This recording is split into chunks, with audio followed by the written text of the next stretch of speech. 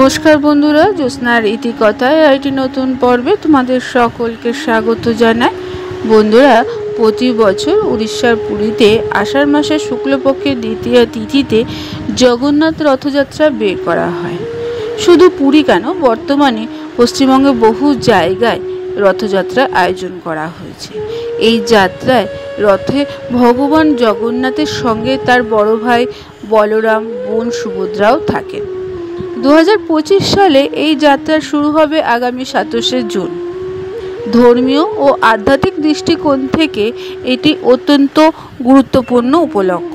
বিশ্বাস করা হয় যে এই শুভ তিথিতে যদি সহজ কিছু কাজ করা যায় তাহলে ভক্তের সমস্ত পাপ বিনষ্ট হয়ে যায়, জীবনের সুখ সমৃদ্ধিতে ভরে যায়।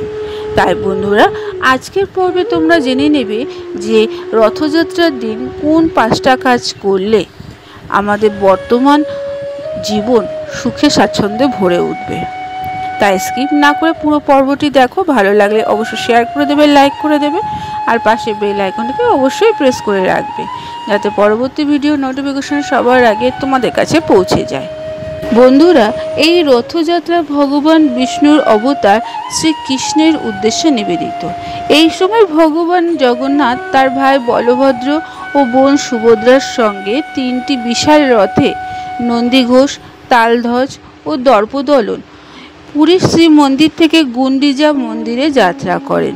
বিশ্বাস করা হয় যে এই যাত্রায় অংশগ্রহণ করে এবং কিছু বিশেষ ব্যবস্থা গ্রহণ করলে ভক্তের মোক্ষ লাভ হয়, নেতিবাচক শক্তি দূর হয়, ভাগ্যের দরজা খুলে যায়।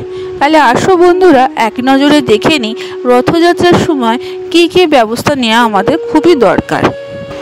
প্রথমত বলি, রথযাত্রার সবচেয়ে কার্যকরী ব্যবস্থা হলো ভগবান জগন্নাথ, বলভদ্র ও সুভদ্রার রথ টানার কাজে শ্রম দান করা।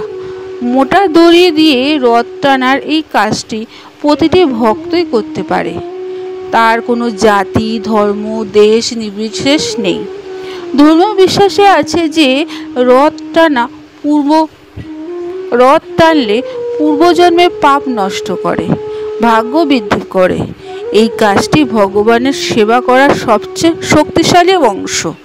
এতে সম্পদ, খ্যাতি, সুখ সবই বৃদ্ধি পায়। তাই রথযাত্রার দিন অবশ্যই রথের দড়ি একবার টানবে। দ্বিতীয়ত, রথযাত্রার সময় ভগবানকে নিবেদিত শুকনো চাল, যাকে নির্মাল্য বলা হয়, অত্যন্ত পবিত্র বলে মনে করা হয়। এটি লাল কাপড়ে একটি বান্ডিলে ভক্তদের দেওয়া হয়। এই নির্মাল্যটি বাড়িতে পুজোর কক্ষে রেখে প্রতিদিন সকালে পুজো করবে। বিশ্বাস করা হয় যে বন্ধুরা, এটি মা অন্নপূর্ণার আশীর্বাদ বজায় রাখে।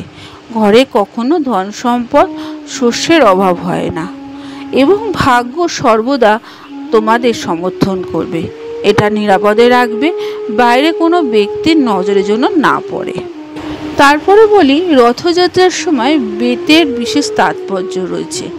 মন্দিরে পরিচারকরা ভক্তদের যে বেত স্পর্শ করায় তা স্পর্শ করলে পাপ ধ্বংস হয়। যদি সম্ভব হয় সেই বেত বাড়িতে এনে প্রার্থনা কক্ষে বা পুজোর ঘরে রেখে দেবে। এতে দেবী লক্ষ্মীর আশীর্বাদ আসে, আর্থিক অসুবিধা দূর হয়। এই প্রতিকারে ভাগ্য উজ্জ্বল করতে পারে এবং পরে ইতিবাচক শক্তি আনতে সাহায্য করে। তাই রথযাত্রার দিন বেত অবশ্যই স্পর্শ করবে বা বাড়িতে আনবে। বন্ধুরা, রথযাত্রার সময় দানের বিশেষ তাৎপর্য রয়েছে যে যদি ব্রাহ্মণ, অভাবীদের খাদ্য, পোশাক, ফল, অর্থ দান করা যায় তাহলে খুবই উপকার পাওয়া যায়। এই দিনে চাল, মুসুর ডাল, তেল বা মিষ্টি দান করা অত্যন্ত শুভ। এছাড়া রথযাত্রার আয়োজনে সহযোগিতা করাও খুব ভালো। রথযাত্রায় অংশগ্রহণকারী ভক্তদের জন্য জল, ছায়া, প্রসাদের ব্যবস্থা করতে পারো। এই প্রতিকার কেবল ভাগ্যকে অনুকূল করে না, বরং ভগবান জগন্নাথের আশীর্বাদও বয়ে নিয়ে আসে। সর্বশেষ বলি, ভগবানের প্রসাদ গ্রহণ করা, অর্থাৎ রথযাত্রায় ভগবানকে খিচুড়ি, মিষ্টি, ফলের মতন বিভিন্ন ধরনের নৈবেদ্য নিবেদন করা যেতে পারে। শ্রদ্ধার সঙ্গে এই প্রসাদ গ্রহণ করতে হবে। বিশ্বাস করা হয় যে বন্ধুরা, ভগবানের প্রসাদ খেলে জীবনে সুখ শান্তি আসে, নেতিবাচকতা দূর হয়। যদি পুরী কখনো যেতে না পারো বন্ধুরা, তাহলে বাড়িতেই ভগবান জগন্নাথকে ক্ষীর বা ফল উৎসর্গ করবে এবং তা পরিবারের সকলের মধ্যে ভাগ করে দেবে প্রসাদ হিসাবে। এটি পরিবারের সদস্যদের সুখ সমৃদ্ধি বয়ে নিয়ে আসবে, ভাগ্য খুলে যেতে পারে।